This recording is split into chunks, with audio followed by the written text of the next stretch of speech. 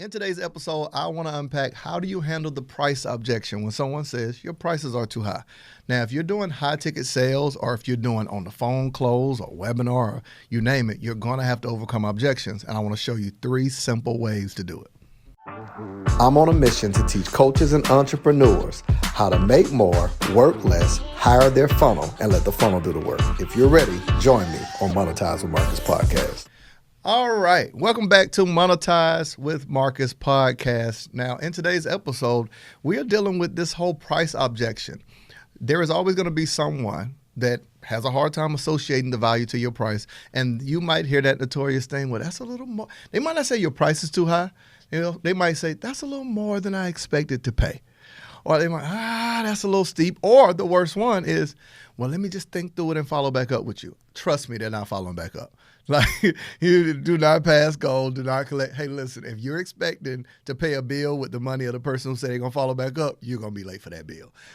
Okay? So how do you now take control over it so you're not lingering and wondering and following up and sending emails and text messages and wondering why you're getting that? If you like to make a call, please hang up and try again. If you need help, no. Here is what you do. Here are 3 simple things that I want you to take action on. Now, I'm talking specifically if you're on whether it's an enrollment call for a program, whether it's a sales call for a high-ticket program, whether it's a proposal call where you're proposing, let's say, a contract or for them to work with you and gathering details of specifically what you offer. Because even if you're in fitness, if you are an event planner, if you're in fitness, you're going to ask them what's their goal, what's their fitness goal, how often they want to work out, what are they looking for, and you're now going to propose a quote based on that number. If you're in the event space industry, okay, what day you photographer, videographer, whatever it is, you're trying to figure out what is the client looking for, what do they want. Now, in coaching, it's not the same thing. It's a little different, especially if you're in the space that I'm in, where you are now packaging your intellectual genius, your information that now teaches someone how to do what you do, how to get a result using information you have. It is not so much this idea of just figuring out what they're looking for. It's also seeing if they fit your process. You should not be doing custom coaching. You should have a process that's step 1, step 2, step 3, step 4, step 5 to get them a result. So if that's the case, your job is to frame that process that gets them to that result. So here are some ways to overcome objections. You should be writing this down. Like, what are you doing?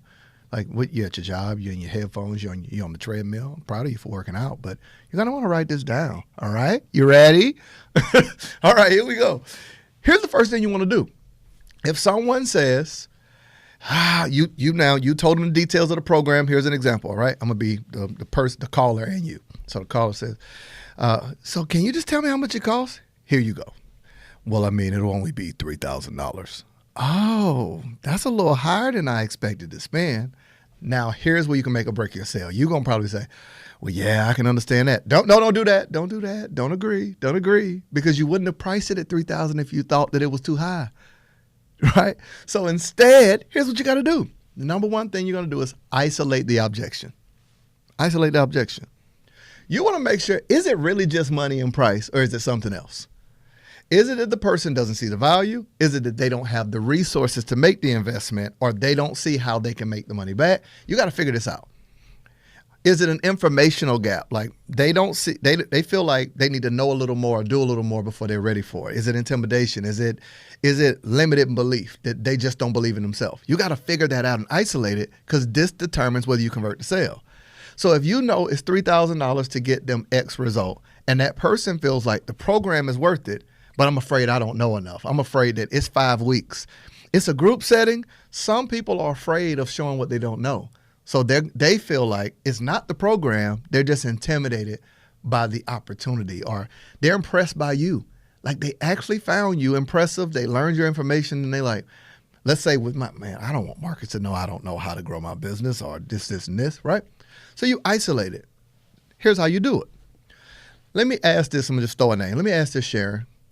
If price was not an issue, let's say it wasn't about money, if it were free, if we solved the price thing, or let's just say it was 200 or 300, not saying that it is, make sure you word that. Not saying it is. Be honest with me. On a scale of 1 to 10, how certain would you that you'll be ready to move forward if price were not the issue? Now, if she say anything other than yes or I'm a 10, then it's something else. She said, I'm a 3. Okay, what lands you at a 3 if price isn't the issue? What else is it? We've now isolated the money conversation. Well, just right now I got so much going on, so tell me more about that. Well, I got my kids, I got this, and this. I'm also trying to grow my business. I've been struggling with this. I just had to let go of staff. Oh, so it's operations. Yeah, it's more so operations, and right now money's tight. Okay, so what do you feel like you need for money to not be tight? The way to make money. So marketing. Yeah. Do you have a course that you can sell for $1,000, $2,000? No. All of the things are the things you offer. Right? So you isolated the thing and you're guiding that person to realize the value of you're eliminating their pain. What you got to think about with sales is it's not really sales. Any person that's going to reach out to you already want the thing that they came to you for. They already want it. You didn't create the desire. You're directing it. 𝗦𝗶𝗺𝗀 taught me that, right? You don't create the desire. You're directing it. So you can't make a person hungry, but you can direct the hunger towards your item you sell in terms of food. Same with coaching, with on down the line. So you isolate it and direct them towards it. Now, if you isolate it and you can't direct them, you got to get out of that scarcity mindset by backing out and not taking a person on you losing money. You're not. It's always more than enough buyers. It's very limited. Like it's always more people willing to buy than people willing to create, right? Building a business, creating a substantial offer is a tough thing and everybody's not willing to do it. So after you isolate, here's the second thing you're going to do. You're going to isolate it, and immediately now, after you isolate the need, you need to now create a clear picture of price-value contrast. Here's what I believe. I think that anytime somebody comes to you, if you sell anything, it should always be 5 times the value to the price. That's just my belief. If the price is $5,000, the value should be 10. If the price is 10, the value should be 20. I think anytime someone comes to you and they had to carry their problem for this long, the first thing in your program, your process, should be to alleviate the pain. So let's just say, here's the example. Now, I want you to always see yourself as a doctor. If you come to a doctor and you need to have surgery and they can't get you surgery for 2 weeks, they're going to give you pain medicine in the interim to alleviate some of it until they can solve this long-term problem.